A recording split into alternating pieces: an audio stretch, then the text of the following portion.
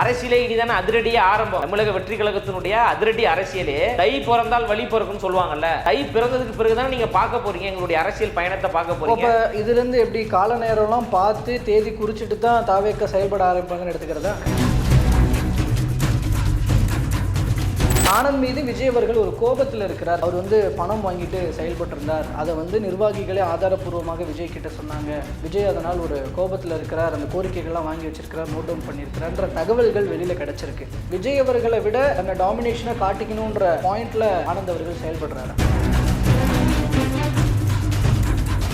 விஜய் கூட பர்சனலாக எதுவும் பேசிக்க முடியல, இவர் போட்டு வாங்கிடுறாரு தகவலை, அந்த மாதிரி அவருடைய மன ஆதங்கத்தினுடைய வெளிப்பாடாக ஒரு வாய்ஸ் நோட் வந்திருந்தது. அது பொய்யானதுங்க. அது ஏஐ மூலமாக சித்தரிக்கப்பட்ட ஒரு ஆடியோங்க.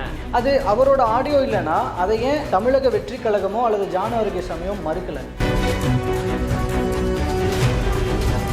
அண்ணா யூனிவர்சிட்டி கேஸை கூட தாவேக்கா யூஸ் பண்ணிக்கிறதுல கொஞ்சம் தவறிடுச்சோ. இதை ஒரு அரசியல் ஆக்கணும் அப்படின்னு எங்க தலைவர் நினைத்திருந்தார், தமிழ்நாடு இயங்கி இருக்காது. மிகப்பெரிய ஒரு சட்ட ஒழுங்கு பிரச்சனைகள் ஏற்பட்டிருக்கும். எங்களை அடக்குவதற்கு காவல்துறை முதல்ல கிடையாது. தமிழ்நாட்டில் 1 லட்சம் காவல்துறைகள் தான் இருக்கிறாங்க. தமிழ்நாடு முழுவதும் எங்க தோழர்கள் ரயிலை மறித்து, சாலையை மறித்து, பேருந்தை மறித்திருந்தார்கள் என்றால் நாங்கள் ஆட்சி அமைத்தால் சட்ட ஒழுங்கை சரியாக வைத்திருப்போம், இரும்பு கரம் கொண்டு அடக்குவோம் என்று சொன்ன ஸ்டாலின் அவர்கள் ஆட்சிக்கு 4 ஆண்டுகளில் சட்டம் ஒழுங்கு சந்தி சிரித்துக் கொண்டிருக்கு. மக்களை ஆட்டு மந்தைகள் போல் அடைத்து வைத்து ஓட்டை 10,000க்கும் 15,000க்கும் 20,000க்கும் வித்த கேடுகட்ட ஒரு கும்பலாகத்தான் திமுக கட்சி இருக்கு.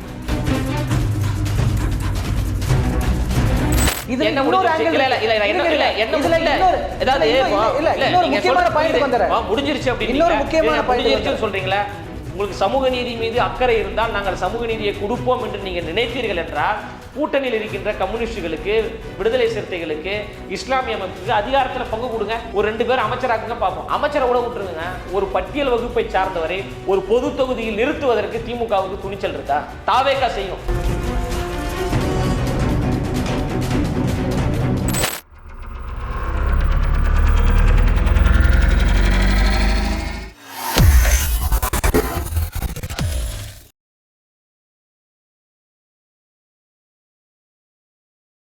தமிழர்கள் அனைவருக்கும் அன்பு வணக்கம். இன்றைய சிறப்பு நேர்காணலில் நம்மோடு இணைந்திருக்கிறார் தமிழக வெற்றி கழகத்தினுடைய செய்தி தொடர்பாளர் திரு லயோலா மணி அவர்கள். அவரிடம் தற்போது பேசுபொருளாக இருக்கிற தாவேக்கா குறித்த பல்வேறு விவகாரங்கள் குறித்து பேச இருக்கிறோம். பேசலாம். வணக்கம் சார். வணக்கம். நல்லா இருக்கீங்களா? நல்லா இருக்கேன். ஆங்கில புத்தாண்டு வாழ்த்துக்கள். கண்டிப்பாக உங்களுக்கும் எங்களுடைய மனமார்ந்த வாழ்த்துக்கள். புத்தாண்டு தொடங்கினதுக்கப்புறம் ஒரு முக்கியமான நிகழ்வு, நிர்வாகிகள் கூட்டம், மாவட்ட நிர்வாகிகள் கூட்டம் நடந்திருக்கு. நீங்களும் அங்கே போயிட்டு வந்திருக்கிறீங்க. ஸோ கூட்டம் எப்படி நடந்திருக்கிறது, என்ன எதிர்பார்க்கலாம், அண்ட் முக்கியமாக மாநில நிர்வாகிகள் யார் யாரெல்லாம் வந்திருந்தாங்க? இல்லை, இது தமிழக வெற்றி கழகம் என்பது தமிழ்நாட்டில் ஒரு தவிர்க்க முடியாத ஒரு கட்சியாக மாறிவிட்டது. தலைவர் தளபதி அவர்கள் ஒரு பிரைமரி ஃபோர்ஸாக, ஒரு முதன்மை சக்தியாக வராங்க. மிகப்பெரிய ஒரு ஆட்சி மாற்றத்தை ஏற்படுத்தக்கூடிய வகையில் மக்களுடைய அமோக ஆதரவை பெற்ற ஒரு இயக்கமாக தமிழக வெற்றி கழகம் இருக்கிறது. இன்று மாவட்ட செயலாளர்களுடைய கலந்தாய்வு கூட்டம் நடைபெற்றது. கட்சியினுடைய உள்கட்டமைப்பு வேலைகள் நடந்துகிட்டு இருக்கு. இன்னும் கட்சியில் பொறுப்பாளர்கள் யாருக்குமே நம்ம போடலை. இப்போ மிக விரைவில் தலைவர் அவர்கள் மாவட்ட செயலாளர்கள் நியமிக்க போகிறாங்க. அது தொடர்பான ஒரு கலந்தாய்வு கூட்டம் பொதுச் செயலாளர் அவர்களுடைய தலைமையில் நடைபெற்று கொண்டே இருக்கிறது. நல்ல சிறப்பான ஒரு கூட்டமாகத்தான் இருக்குது. குறிப்பிட்ட சிலருக்கு தான் உள்ள அலௌடுன்னு செய்திகள் கேள்விப்பட்டோம். உண்மைதானா? இல்லை, அப்படிலாம் கிடையாதுங்க. மாவட்ட செயலாளர்கள் யாரோ அவங்களுக்கு எல்லாத்துக்கும் இப்போ ரசிகர் மன்றமாக இருக்கின்ற பொழுது அந்த மன்றத்தில் மாவட்ட தலைவர்களாக இருந்திருப்பாங்கல்ல, அந்த தலைவர்கள் எல்லாருக்கும் அழைப்பு கொடுத்துருக்குறாங்க. பொதுச் செயலாளர் அழைப்பு கொடுத்து கட்சியினுடைய அடுத்த கட்ட பணிகள் எப்படி மேற்கொள்ளணும், இப்போ மாவட்ட செயலாளர்களை தலைவர் அறிவிக்க போகிறாங்க, உள்கட்டமைப்பு பணிகளை எப்படி மேற்கொள்ளணும், கட்சியை பிளவுபடுத்துவதற்கு, கட்சியின் மீது அவதூறுகளை அள்ளி இறைப்பதற்கென்று எதிர்கட்சியை சார்ந்தவர்கள் செயல்பட்டு கொண்டிருக்கிறாங்க. அதையெல்லாம் அடித்து தவிடுபொடியாக்க வேண்டிய கடமை நமக்கு இருக்குது. எல்லோரும் ஒற்றுமையாக இருந்து செயல்படணும் என்கின்ற ஒரு ஆலோசனையை பொதுச் செயலாளர் அவர்கள் கொடுத்துருக்குறாங்க. யாரும் அங்கு தடுக்கப்படலை, யாரும் அங்கு மறுக்கப்படலை. ஜனநாயகத்தையும் சமூக நீதியும் பாதுகாக்க வேண்டும் என்று வரக்கூடிய ஒரு கட்சி தான் தமிழக வெற்றி கழகம். அப்படி இருக்கின்ற பொழுது ஜனநாயகம் உறுதியாக காப்பாற்றக்கூடிய ஒரு கட்சியாக தமிழக வெற்றி கழகம் இருக்கிறது. ஆனால் இது அந்த மாதிரி நீங்கள் சொல்கிற பாயிண்ட் படி தான் எதிர்கட்சிகளுடைய கருத்தோ அல்லது உண்மையான கருத்தோ என்னவோ, விஜய் அவர்கள் வருவார் அப்படின்னு எதிர்பார்க்கப்பட்டது. ஆனால் அவர் வரல, புசி ஆனந்த் தலைமையில் தான் இப்போ நடக்க போகுது அப்படின்றது உள்ளுக்குள்ளே ஏதோ ஒரு கிளாஷ் இருக்கோ இப்போ ஆனந்த் அவர்களுக்கும் விஜய் அவர்களுக்கும் அப்படிங்கிற ஒரு ஆனந்த் மீது விஜய் அவர்கள் ஒரு கோபத்தில் இருக்கிறார். காரணம் என்னன்னா, ஒரு நிர்வாகிகள் நியமனம் அதுக்கான செலெக்ஷன் ப்ராசஸ்லாம் போகும்போது குறிப்பாக இந்த வழக்கறிஞர் பிரிவு அந்த இதுன்னு அதை அப்போ கூட அவர் வந்து பணம் வாங்கிட்டு செயல்பட்டிருந்தார். அதை வந்து நிர்வாகிகளே ஆதாரப்பூர்வமாக விஜய் கிட்ட சொன்னாங்க. விஜய் அதனால் ஒரு கோபத்தில் இருக்கிறார், அந்த கோரிக்கைகள்லாம் வாங்கி வச்சிருக்கிறார், நோட் டவுன் பண்ணியிருக்கிறார்ன்ற தகவல்கள் வெளியில் கிடச்சிருக்கு. உண்மைதானே அது? இது எல்லாமே தகவல்கள், இது எல்லாமே வந்து அவதூறுகள், பொய்கள் தான். எந்த இடத்துலையுமே நாளைக்கு தலைவர் அவர்கள் மாவட்ட செயலாளர் கூட்டத்திற்கு வரப்போகிறார் என்று நேற்று நாங்கள் ஏதாவது அறிவிப்பு ஏதாவது வெளியிட்டோமா? எதுவுமே கிடையாது. நாளைக்கு மாவட்ட செயலாளர்களுடைய கூட்டம் இருக்கிறது என்று எங்கள் பொதுச் செயலாளர் அவர்கள் நேற்று சொல்லியிருந்தாங்க.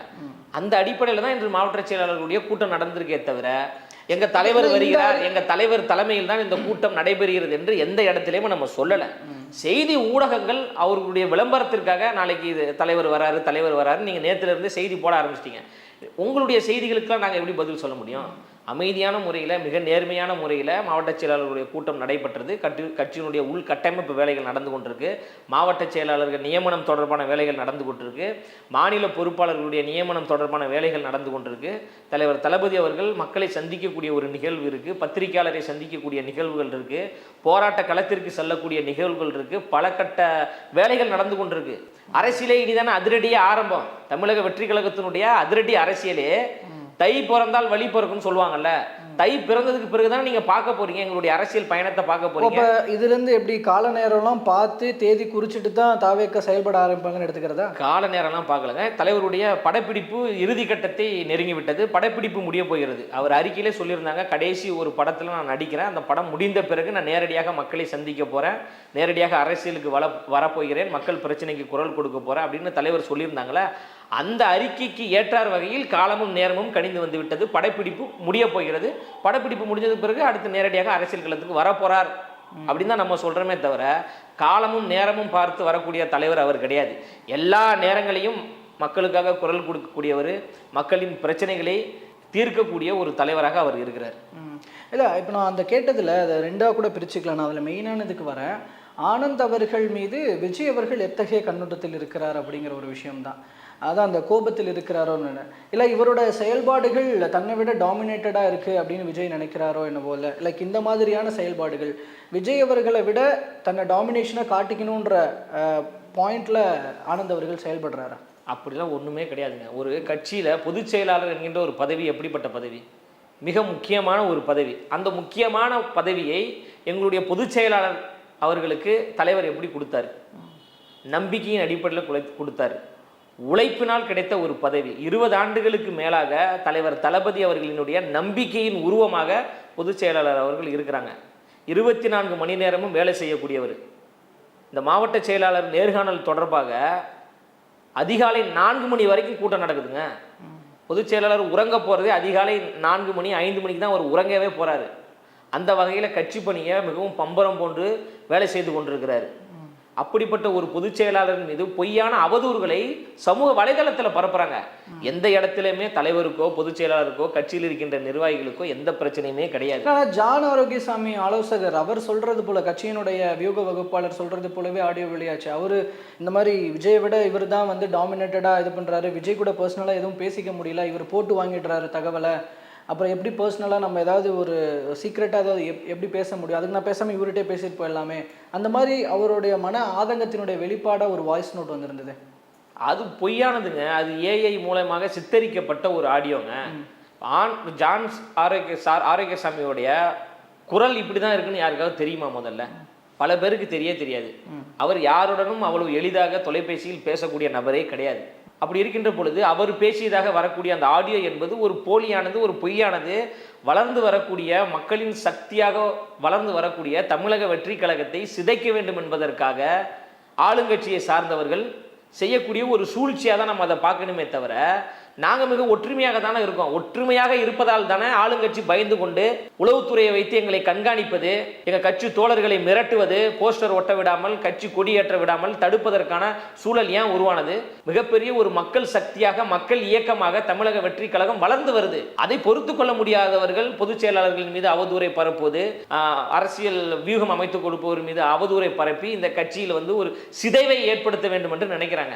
இது சிதைவை ஏற்படுத்துவதற்காக வந்த இயக்கம் கிடையாது, ஒரு மாற்றத்தையும் உருவாக்குவதற்காக வந்த ஒரு இயக்கம். அதனால தான் 1 கோடியை நெருங்கக்கூடிய வகையில் கட்சியில் உறுப்பினர் சேர்க்கை நடந்திருக்கு. அது அப்போ அவரோட வாய்ஸ் கிடையாது, அவருடைய குரலே கிடையாதுங்க. அவர் அப்படி பேச வேண்டிய தேவையே கிடையாது. கட்சி ஒற்றுமையாக இருக்கு. எங்க பொதுச் செயலாளர் உழைத்து கொண்டிருக்காரு. தமிழ்நாடு முழுவதும் கட்சிக்காக களப்பணி செய்து கொண்டிருக்காங்க தோழர்கள். எல்லோரிடமும் எங்க தலைவர் அவர்கள் தொலைபேசி மூலமாக தொடர்பு கொண்டு பேசி கொண்டிருக்கிறாரு, பல அறிவுரைகளை வழங்குறாரு. இன்னைக்கு நடக்கக்கூடிய அந்த மாவட்ட செயலாளர் கூட்டம் கூட எங்க தலைவர் சொல்லி தானே நடக்குது. தலைவர் சொல்றாரு, எங்க பொதுச் செயலாளர் தலைமையில் அந்த கூட்டம் நடக்கிறது. இதுல எந்த இடத்துல பிரச்சனை இருக்கு? எந்த இடத்துலயுமே பிரச்சனை கிடையாதுங்க. மிக சிறப்பான முறையில் கட்சி அடுத்த கட்ட பரிணாமத்தை நோக்கி வளர்ந்து ஒரு மக்கள் இயக்கமாக மாறிடுச்சு. மக்கள் ஒன்றிணைந்து மக்கள் அணிதிரண்ட ஒரு புரட்சிகரமான ஒரு இயக்கமாக மாறி 75 ஆண்டுகால பாரம்பரியம் கொண்ட திமுக என்கின்ற ஒரு கட்சியை வீழ்த்தக்கூடிய ஒரு படைபலம் கொண்ட ஒரு கட்சியாக தமிழக வெற்றி கழகம் வளர்ந்து விட்டது.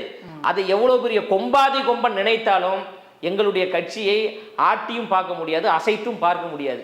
அது அவரோட ஆடியோ இல்லைன்னா அதை ஏன் தமிழக வெற்றி கழகமோ அல்லது ஜான் ஆரோக்கியசாமியோ மறுக்கல? எல்லா விமர்சனங்களுக்கும் நம்ம பதில் சொல்லியிருக்க முடியாதுங்க. பொது வாழ்க்கை என்று வந்துவிட்டால் போற்றுவோர் போற்றுவார்கள், புகழ்வோர் புகழ்வார்கள், அவதூறுகள் வரும், விமர்சனங்கள் வரும். எல்லாத்துக்கும் நம்ம பதில் சொல்லிட்டு இருக்க முடியுமா? கண்டவெல்லாம் வீடியோ எடுத்து போடுவான், கண்டவெல்லாம் ஆடியோ எடுத்து வெளியிடுவான். அதற்கெல்லாம் இது ஏன் என்னுடைய குரல் கிடையாதுங்க, இதை நான் பேசலங்க அப்படின்னு சொல்றதுக்காக நம்ம வந்திருக்கோமா? இல்ல மக்கள் பிரச்சனைகளை பேசுறதுக்காக தேவைப்படுது இல்ல? இப்போ இது ஏன்னா மக்கள் மத்தியில உண்மையாக இருந்தால் விளக்கம் கொடுக்கலாங்க. அதுவே பொய்ன்னு எல்லாருக்குமே தெரியும். அது பொய்ன்னு சொல்லிட்டு போக வேண்டியது. எங்க கட்சி தோழர்களுக்கு தெரியும், எங்க தலைவருக்கு தெரியும், எங்க பொதுச் செயலாளருக்கு தெரியும், எங்களை நம்பி வந்திருக்கின்ற மக்களுக்கு எல்லாருக்குமே தெரியுமே. வெளியிடுவது என்பது காலங்காலமாக நடந்துகிட்டு இருக்கு. 1970, 80 காலகட்டத்தில் பயன்படுத்தின வியூகங்கள் எல்லாம் இப்போ தவறா பயன்படுத்திக்கிட்டு இருக்கீங்க. டெக்னாலஜி எங்கேயோ வளர்ந்துருச்சு. எங்க தோழர்களுக்கு தெரியும் இது உண்மையான ஆடியோவா பொய்யான ஆடியோவா என்று எங்க தோழர்களுக்கு தெரியும். அந்த ஆடியோ உண்மையிலே ஒரு உண்மையான ஒரு ஆடியோவாக இருந்திருந்தா அது மிகப்பெரிய ஒரு பரபரப்பை ஏற்படுத்தியிருக்கணும்ல, கட்சிக்குள்ள மிகப்பெரிய ஒரு சலசலப்பை ஏற்படுத்தியிருக்கல. எந்த பரபரப்பும் எந்த சலசலப்புமே கிடையாது, இயல்பாக இயங்கி கொண்டிருக்கோமே. இப்ப தமிழ்நாடு முழுவதும் சமத்துவ பொங்கல் நிகழ்வை நாங்கள் ஒருங்கிணைத்துக் கொண்டிருக்கோம். பொங்கல் தொகுப்பை கொடுத்து கொண்டிருக்கோம், கட்சி சார்பாக மக்களுக்கு கொடுத்து கொண்டிருக்கோம். ஆங்கில புத்தாண்டு தொடர்பாக நலத்திட்ட உதவிகளை செய்து கொண்டிருக்கோம். கட்சியினுடைய உறுப்பினர் சேர்க்கைகள் நடந்து கொண்டிருக்கு, கட்சியினுடைய கொடியேற்றும் நிகழ்ச்சி நடந்து கொண்டிருக்கு. இப்போ எங்கள் கட்சியில் ஏதாவது ஒரு சலசலப்பு ஏற்பட்டால் எதற்காக நாங்கள் நலத்திட்ட உதவிகளின் மீது கவனம் செலுத்த வேண்டும்? இயல்பாக எப்படி கட்சி நடந்து கொண்டிருக்கிறதோ அதே போன்று நடந்து கொண்டிருக்கிறது. பொய்களுக்கும் அவதூறுகளுக்கும் நம்ம ஏன் பதில் சொல்லணும்? நாட்டில் எவ்வளவு பிரச்சனை நடந்துகிட்டு இருக்கு, அதை பற்றி நம்ம பேசுவதா இல்லை பொய்யான ஆடியோக்கு நம்ம விளக்கம் கொடுத்துட்டு இருக்க முடியுமா? அண்ணா பல்கலைக்கழகத்தில் ஒரு பெண் குழந்தை பாலியல் ரீதியாக வன்கொடுமை செய்யப்பட்டு மிகப்பெரிய ஒரு குற்றச்செயல் நடந்தது. அது குறித்து இந்த அரசினுடைய நிலைப்பாடு என்ன?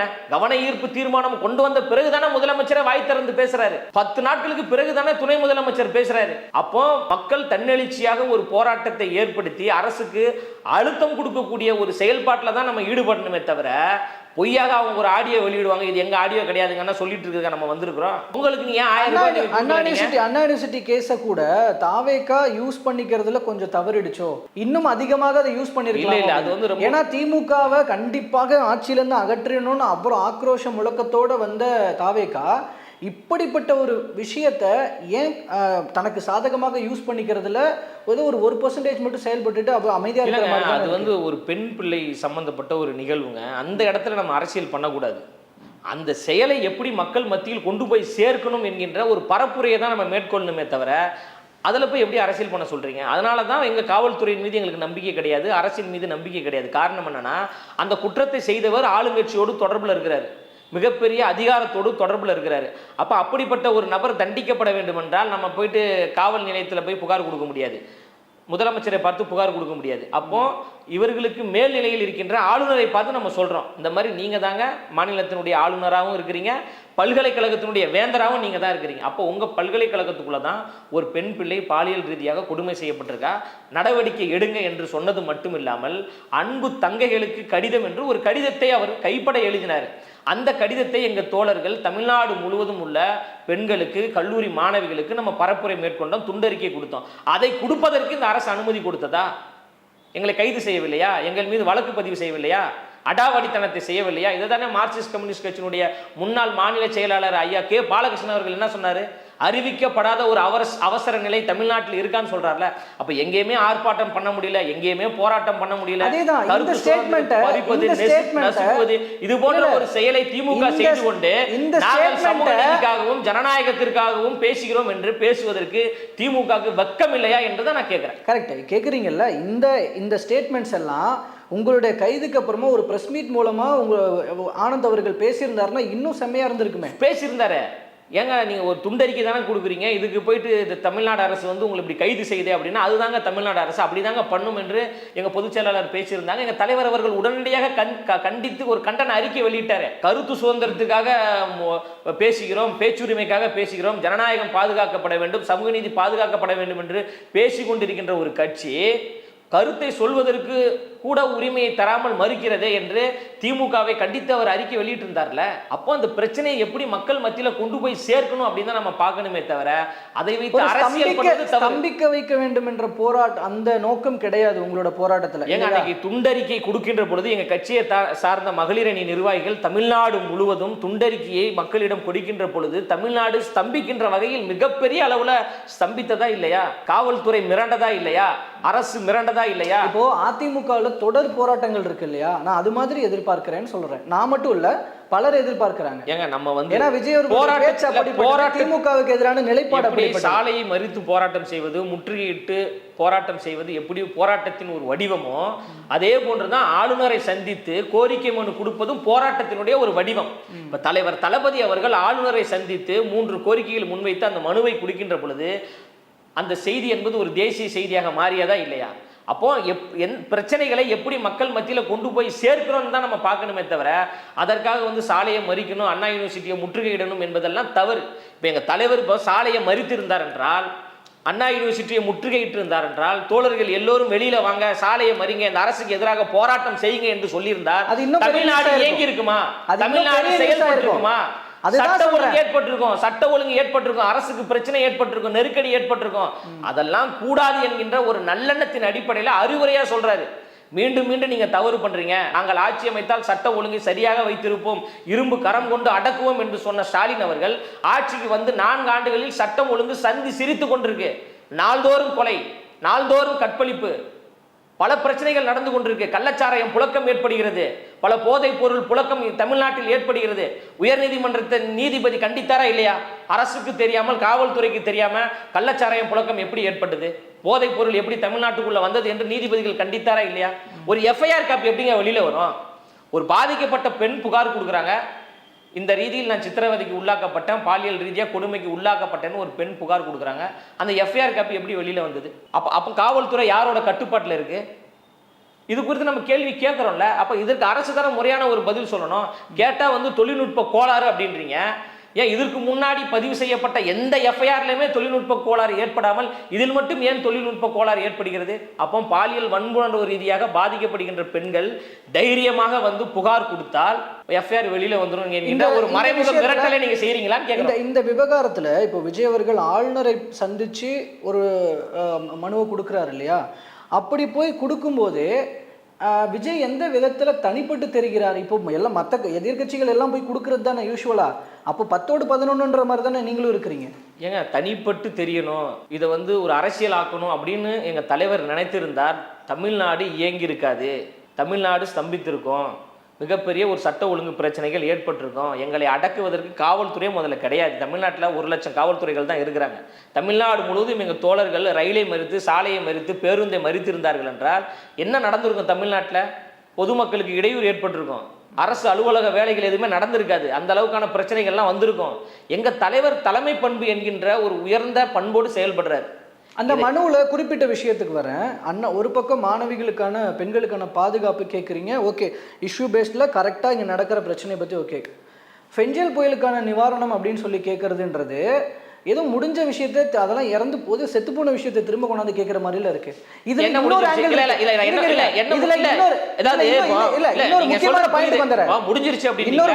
முடிஞ்சிருச்சு சொல்றீங்களா? தமிழ்நாடு அரசு 2000 கோடி கேட்டதா இல்லையா? ஒன்றிய அரசு கொடுத்துருச்சா? அப்ப எப்படி முடிஞ்சிருச்சு நீங்க சொல்றீங்க? எங்களுக்கான தொகையை நீங்க கொடுங்க, பேரிடர் ஏற்பட்டு மக்கள் மிகப்பெரிய துயரத்துக்கு உள்ளாகி இருக்கிறாங்க, பல பேர் இறந்துருக்கிறாங்க, பாதிக்கப்பட்டிருக்கோம். அதனால நாங்கள் தமிழ்நாடு அரசு கேட்ட 2000 கோடியை உடனடியாக ஒன்றிய அரசு தருவதற்கு ஆளுநராகிய நீங்கள் ஒரு அழுத்தம் கொடுங்க, போயிட்டு இந்த மனுவை போயிட்டு கொடுங்க என்கின்ற ஒரு கோரிக்கையை முன் வச்சிருக்கோமே. இதுல என்ன தவறு இருக்கு? எல்லாரும் தான் கேட்கிறோம். அதுக்கான நேரம் இதுவா? அது முன்னாடியே கொடுத்துருக்கணும்ல. ஏங்க எப்போ கொடுக்குறன்றது முக்கியம் கிடையாதுங்க. இப்போ முதலமைச்சர் இந்த பாயிண்ட்டுக்கு தான் வரேன். எப்போ கொடுக்குறோம் முக்கியன்றது சொல்றீங்கல்ல, அதைத்தான் எப்படி பார்க்குறாங்கன்னா, நீங்க ஒரு பக்கம் திமுகவை பத்தி, திமுகவுக்கு எதிரான இந்த பெண்களுக்கான பாதுகாப்புன்னு ஒரு கோரிக்கை வைக்கிறீங்க, கூடவே பாஜகவுக்குன்னு ஒரு கோரிக்கை வைக்கிறீங்க. இப்போ என்ன ஒரு பக்கம் அடிக்கக்கூடாதுன்னு பார்க்குறீங்க, அடிச்சா 2 பேரும் சேர்த்து அடிச்சா ஈவனாக போயிடும் அப்படின்னு பார்க்குறீங்க. ஒரு பக்கம் திமுக, இன்னொரு பக்கம் பாஜக. இதுக்காக சேர்க்கப்பட்டது அந்த பெஞ்சல் புயல் கோரிக்கை அப்படின்றது. அப்படிலாம் கிடையாதுங்க. ஆட்சியில் இருக்கின்ற ஆட்சியாளர்களை எதிர்ப்பது தான் துணிச்சல். எங்கள் தலைவர் ஒரு துணிச்சலினுடைய ஒரு அடையாளமாக வருகிறார். மதத்தை வைத்து பிளவுவாதத்தை ஏற்படுத்தக்கூடிய ஒரு கட்சியாக பிஜேபி இருக்கு, ஊழல் படிந்த கட்சியாக திமுக இருக்கிறது. இது ரெண்டு தான் இப்போதைக்கு ஆளுங்கட்சியாக இருக்குது. ஆளுங்கட்சியை எதிர்த்து பேசுறதுல என்ன தவறு இருக்கு? அதுதானே ஒரு துணிச்சல், அதுதானே ஒரு அரசியல் மாண்பு, அரசியல் பண்பு, அரசியலுக்கான ஒரு போர். அந்த அடிப்படையில் எங்கள் தலைவர் அவர்கள் திமுகவும் எதிர்க்கிறாரு, பிஜேபியும் எதிர்க்கிறாரு. இப்போ அந்த புயலுக்கான நிவாரணத் தொகையை வந்து சிஎம் கேட்டாங்க, எதிர்கட்சி தலைவர் கேட்டாங்க, தமிழ்நாட்டில் இருக்கின்ற பல கட்சிகள் கேட்டாங்க. கேட்டு கொடுத்துட்டாங்களான்னு தான் கேள்வி. அப்போ நாங்களும் கேட்குறோம், எல்லோரும் கேட்டு நாங்கள் கொடுக்காம இருக்கிறீங்களே, தயவு செய்து கொடுங்க. எங்களுடைய வரி பணம் தானே. இந்தியா முழுவதும் இருக்கின்ற மாநிலங்களில் அதிகமாக வரி செலுத்தக்கூடிய மாநிலமாக தமிழ்நாடு இருக்கு. அப்போ எங்களுடைய வரி பணத்தை திருப்பி எங்களுக்கு நீங்க தர மறுக்கிறீங்க. அது ஒரு தேசிய பேரிடர் தானே, மிகப்பெரிய ஒரு பேரிடர் தானே. அப்போ அந்த தொகையை கொடுங்க. அந்த தொகையை நீங்க கொடுத்தா தானே நம்ம மாநில அரசு அதை வந்து மக்களுக்கு சரியான முறையில் போய் கொண்டு போய் சேர்க்கும் என்கின்ற அந்த கோரிக்கையை தான் நீங்க பார்க்கணுமே தவிர அதை எதுக்கு போய் ஆளுநர்கிட்ட கொடுத்தாரு, அதை கேட்டாதான் ஏற்கனவே கொடுத்த அமௌண்ட்டுக்கான கணக்கு வழக்குகள்லாம் கொடுங்க நீங்க கேட்குறாங்க மறுபடியும் ஸ்டேட் கவர்மெண்ட் கிட்ட. நம்ம கேட்ட தொகை என்னங்க? 2000 கோடி. இந்த 8 ஆண்டுகளில் பார்த்தீங்கன்னா ஒக்கி புயல், வர்தா புயல், கஜா புயல் என்று பல புயல்கள் வந்திருக்கு. நம்ம இது வரைக்கும் கேட்ட தொகையை பார்த்தீங்கன்னா 1,37,000 கோடி நம்ம கேட்டிருக்கோம். ஆனால் ஒன்றிய அரசு நமக்கு எவ்வளோ கொடுத்துருக்காங்கன்னா 6000 கோடி தாங்க கொடுத்துருக்காங்க. வெறும் 6% தாங்க நமக்கு கொடுக்குறாங்க. அப்போ இது என்ன மாதிரியான ஒரு மனநிலை? அப்போ நீங்கள் தமிழ்நாட்டை புறக்கணிக்கிறீங்களா? இப்போ தமிழ்நாட்டு மக்கள் வந்து உங்களுக்கு மக்களாகவே தெரியவில்லையா என்கின்ற ஒரு கேள்வியை நாங்கள் இப்போ வந்து தமிழ்நாடு அரசோடு இணைந்து தானே நாங்கள் குரல் கொடுக்குறோம். இப்போ திமுகவை வீழ்த்த வேண்டும் என்பது எங்களுடைய, அவங்கள சும்மா குறை சொல்லிக்கிட்டே இருக்கணும் அப்படின்றதெல்லாம் கிடையாது. இப்போ இந்த இடத்துல இப்போ ஆளுநரை பார்த்து அந்த மனு கொடுக்குறோம், தமிழ்நாட்டுக்கு கொடுக்க வேண்டிய நிதியை கொடுங்க. நம்ம யார் பக்கம் நிற்கிறோம் சொல்லுங்க பிரதர்? இங்கே தமிழ்நாடு பக்கம் தான். தமிழ்நாட்டை யார் ஆட்சி செய்திருக்காங்க?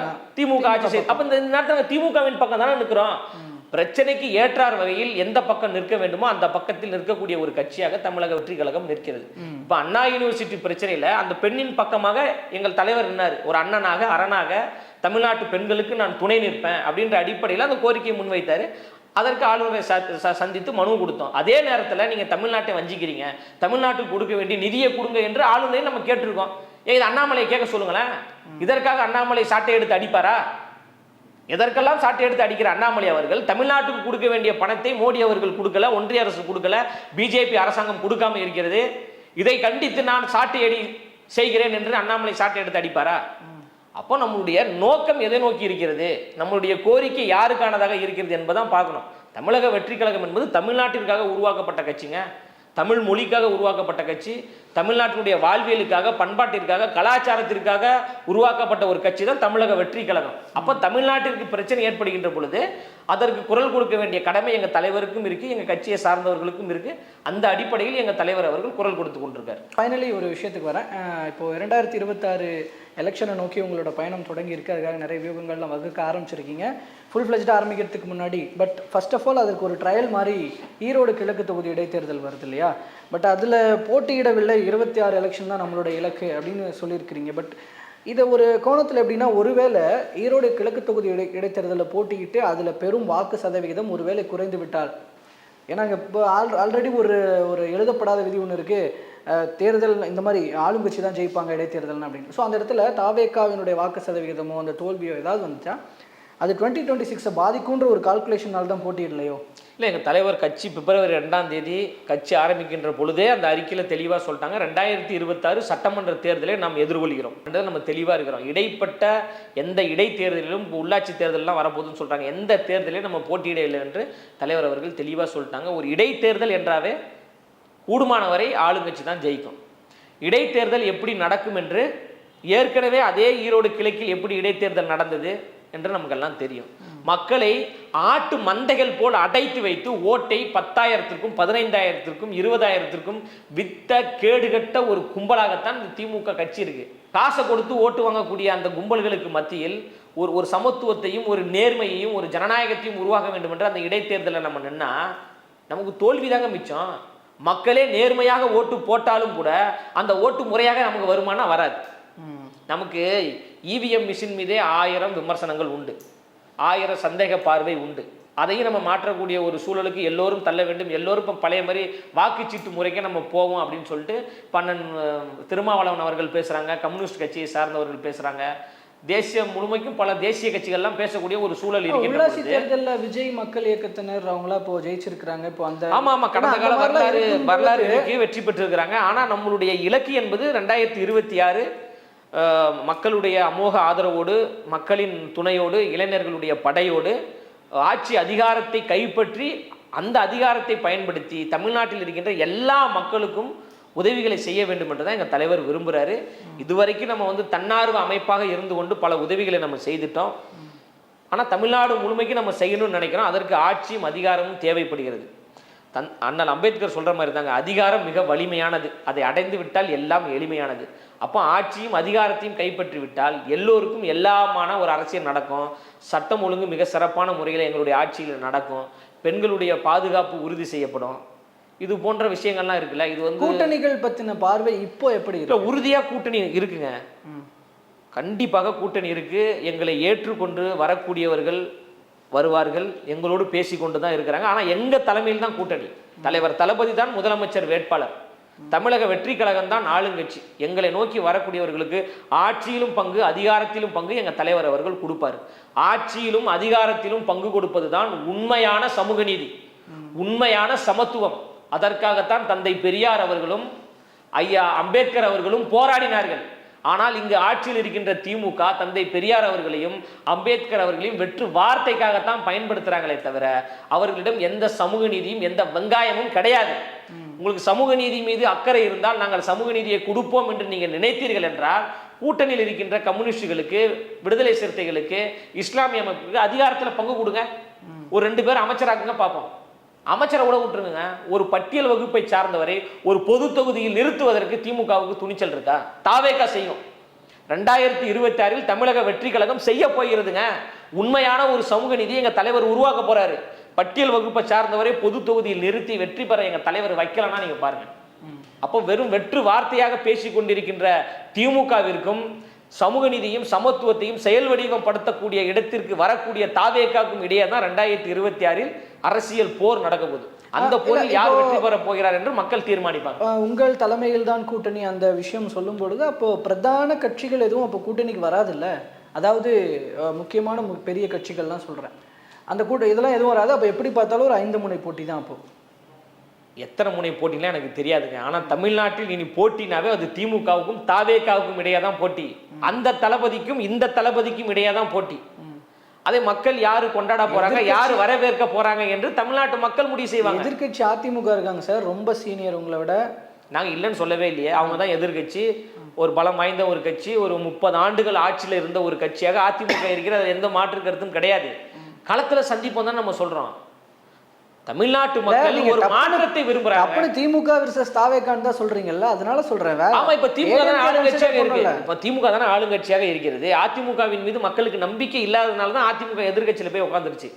அதிமுகவின் மீது தமிழ்நாட்டு மக்களுக்கு நம்பிக்கையே கிடையாது. தமிழ்நாட்டு மக்கள் ஒரு மாற்று தலைமையை விரும்புறாங்க, ஒரு மாற்றத்திற்கான ஒரு தலைமையை விரும்புறாங்க. அதிமுகவும் வேண்டாம், திமுகவும் வேண்டாம், பிரைமரி ஃபோர்ஸாக ஒரு நபர் வர வேண்டும் என்று தமிழ்நாட்டு மக்கள் நினைக்கிறாங்க. அண்மையில் ஒரு தனியார் தொலைக்காட்சி நடத்திய கருத்து கணிப்புல 67% பேர் எங்களுக்கு ஓட்டு போடுவதற்கு தயாராக இருக்கிறாங்க, முதல் வாக்காளர்கள். அப்ப இதெல்லாம் எதை சொல்லுது? அப்போ தமிழக வெற்றி கழகம் ஒரு அமோக ஆதரவை தமிழ்நாட்டு மக்களை ஏற்பட்டு விட்டது. கருத்து கணிப்புகளை அவ்வளோ கன்சிடர் பண்ணுமா என்ன? அப்போ அந்த கருத்து கணிப்பின்படியே பார்க்குற ஒரு நீங்கள் சொல்வது போல ஒரு தனியார் தொலைக்காட்சியோட கருத்து கணிப்பில் கடந்த தேர்தலில் அதிமுகவை விட பாஜக தான் கூடுதலாக வரும் அப்படின்னு ஒரு கருத்து கணிப்பு வந்துச்சு. அப்போ நீங்கள் அப்போ பாஜக அதிமுக விட வளர்ந்துருச்சுன்னு ஒத்துக்கிறீங்களா? பாஜக ஒருபோதும் தமிழ்நாட்டில் வளராதுங்க. அவங்க பாமகவோடு கூட்டணி சேர்ந்து அந்த பாமகவினுடைய ஓட்டையும் வச்சுக்கிட்டு நாங்கள் வளர்ந்துட்டோம்னு சொல்கிறாங்களே தவிர பிஜேபியினுடைய ஓட்டு என்பது முழுக்க முழுக்க பாமகவினுடைய ஓட்டு என்று எல்லோருக்குமே தெரியும். தெம்பு இருந்தா, திராணி இருந்தா, துணிச்சல் இருந்தா 234 தொகுதிகளிலும் பிஜேபியை தனித்து போட்டியிட சொல்லுங்க. ஏதாவது ஒரு இடத்துல டெபாசிட் வாங்குவாங்களா? வாங்க மாட்டாங்க. தமிழ்நாடு மண் என்பது முற்போக்கான ஒரு மண். தமிழ்நாடு என்பது சமூக நீதியை பேசக்கூடிய ஒரு மண். தமிழ்நாடு என்பது தந்தை பெரியார் அவர்களாலும், அம்பேத்கர் அவர்களாலும், அண்ணா அவர்களாலும் பக்குவப்படுத்தப்பட்ட ஒரு மண். அந்த மண்ணில் மதத்தை வைத்து பிளவுவாதத்தை ஏற்படுத்தக்கூடிய பிஜேபிக்கு ஒருபோதுமே இடம் கிடையாது. அந்த இடத்துல இப்போ நாங்களும் வந்துட்டோம். தாவேக்காவும் சேர்ந்து பிஜேபி இப்போ எதிர்க்கக்கூடிய ஒரு இடத்துல இருக்கின்ற பொழுது டெபாசிட் கூட கிடைக்காது அவங்களுக்கு பிஜேபிக்கு. அதனால் பிஜேபி ஒருபோதும் நீங்கள் பொருட்படுத்தவே வேண்டாம். ஆனால் மிகப்பெரிய ஒரு ஆட்சி மாற்றத்தை ஏற்படுத்தக்கூடிய ஒரு இடத்தில் தமிழக வெற்றி கழகம் இருக்கிறது. தமிழ்நாட்டு மக்கள் எங்களை நம்புகிறாங்க. நாள்தோறும் பல்லாயிரம் பேர் எங்கள் கட்சியில் குடும்பமாக இணைகிறாங்க. உறுப்பினர் சேர்க்கைக்கான வேலைகள் நடந்து கொண்டிருக்கு. செயலி மூலமாக நடந்து கொண்டிருக்கு. 1 கோடியை நெருங்கக்கூடிய வகையில் கட்சியினுடைய உறுப்பினர் சேர்க்கை நடந்து விட்டது. எங்கள் தலைவருடைய இலக்கு என்பது 2 கோடி. அப்போ இந்த ஒரு ஆண்டுகளில் 90 லட்சத்தை கடந்து உறுப்பினர் சேர்க்கை ஏன் நடக்க வேண்டும்? அப்போ மக்கள் ஏதோ ஒரு மாற்றத்தை விரும்புகிறாங்க. ஊழலாட்சி கூடாது, ரசிகர்கள் குடும்ப அரசியல் கூடாது, இல்ல ரசிகர்கள் வாரிசு அரசியல் கூடாது என்று மக்கள் முடிவெடுத்து விட்டார். ரசிகர்கள் ஒரு ஆர்வ கோளாறுல வந்து சேர்றாங்கன்னு எடுத்துக்கலாம். இப்போ ரசிகர்கள், எதிர்க்கட்சிகள் அப்படி பார்க்கறாங்க. ஒரு நிமிஷம் கேளுங்க. இப்போ ரசிகர்கள் என்பவர்கள் வேற்று கிரகத்தில் இருந்தா வராங்க. தமிழ்நாட்டில் தானே இருக்கிறாங்க. அவங்களும் வாக்காளர்கள் தானே. நீங்கள் அப்படி தான் பார்க்கணும். இப்போ எனக்கு வந்து தலைவர் தளபதியினுடைய நடிப்பு ரொம்ப பிடிக்குங்க. ஆனால் எனக்கு அரசியல் அனுபவம் இருக்குது, போராட்ட காலத்துலேயும் இருக்கிறேன். இப்போ நீங்கள் வந்து என்னை எந்த பட்டியலில் வைப்பீங்க? இதே போன்று லட்சக்கணக்கான பேர் இந்த மண்ணுக்காக மக்களுக்காக போராடிய போராளிகள் தமிழக வெற்றி கழகத்தில் இருக்கிறோம். கருத்தியல் தெளிவு கொண்டவர்கள் தமிழக வெற்றி கழகத்தில் இருக்கிறோம். நீண்ட காலமாக அரசியல் அனுபவம் கொண்டவர்கள் தமிழக வெற்றி கழகத்தில் இருக்கிறோம். மேடை பேச்சாளர்கள் தமிழக வெற்றி கழகத்தில் இருக்கிறோம். வீகம் அமைத்து கொடுத்தவர்கள் தமிழக வெற்றி கழகத்தில் இருக்கிறோம். திமுக, அதிமுக மற்ற கட்சிகளுக்கு பிரச்சாரம் செய்த பல போராளிகள் தமிழக வெற்றி கழகத்தில் இருக்கிறாங்களே. இப்போ அவர்களெல்லாம் நீங்கள் எந்த பட்டியலில் வைப்பீங்க? நீங்கள் ரசிகர்கள் என்று எங்களை குறைத்தெல்லாம் மதிப்பிட வேணாங்க. ஐயா எம்ஜிஆர் அவர்கள் தமிழ்நாட்டில் முதலமைச்சராக எப்படி வந்தார்? அவர் பின்னாடி இருந்த அந்த ரசிகர் கூட்டம் தான் அவர் முதலமைச்சர் என்கின்ற அந்த அரியணையில் அமர வைத்தது. அண்ணா அவர்கள் எப்படி முதலமைச்சர் பட்டியலுக்கு வந்தார்? அதனால் நீங்கள் ரசிகர் என்று யாரையும் குறைச்சே மதிப்பிடாதீங்க. இப்போ அண்மையில் கூட பாராளுமன்ற உறுப்பினர் ராசா அவர்கள் சொல்லியிருக்கிறாரு, ஸ்டாலின் அவர்களுடைய ஒரு படத்தினுடைய பேரை குறிப்பிட்டு மிக சிறப்பான ஒரு படத்தை நடித்து கொடுத்தாரு அப்படின்ற மாதிரிலாம் சொல்லியிருக்காரு. அதனால் தயவு செய்து நீங்கள் வந்து ரசிகர்கள் என்று யாரையும் கொச்சைப்படுத்தாதீங்க. கூத்து என்பது தொழில், கூத்து என்பது ஒரு கலை. எங்கள் தலைவர் கூத்தாடி தான், அதில் எந்த மாற்று கருத்துமே கிடையாது. ஸ்டாலின் சொல்லுவாரா கூத்தாடின்னு? உதயநிதி ஸ்டாலின் சொல்ல துணிவு இருக்கா? கூத்தாடின்னு சொல்கிறது துணிவு இருக்கா? அவங்க கட்சியை சார்ந்தவங்க எல்லாருமே கூத்தாடியாக தான் இருக்கிறாங்க. அந்த அடிப்படையில் தான் நம்ம பார்க்கணும். எல்லோரையும் நாங்கள் ரசிக்கிறோம், அரசியலையும் நாங்கள் ரசிக்கிறோம். எங்கள் தலைவர் பின்னாடி இருப்பவர்கள் எல்லாம் ரசிகர்கள் கூட்டம் தான். மக்களை ரசிக்கிறோம், தமிழை ரசிக்கிறோம், தமிழ் வாழ்வியலை ரசிக்கிறோம், பண்பாட்டை ரசிக்கிறோம், கலாச்சாரத்தை ரசிக்கிறோம், எல்லாத்தையும் ரசித்து கொண்டிருக்கிறோம். அந்த ரசிப்பை ஒரு சுவாரஸ்யமாக மாற்றுவதற்கு அதிகாரத்தை நோக்கி நாங்கள் பயணித்து கொண்டிருக்கிறோம். ஓகேங்க சார். ஸோ பல்வேறு கருத்துக்களையும் தகவல்களையும் எங்களோடும் எங்கள் மூலமாக மக்களோட பகிர்ந்து கிட்டதுக்கு நன்றி. மிக்க நன்றி.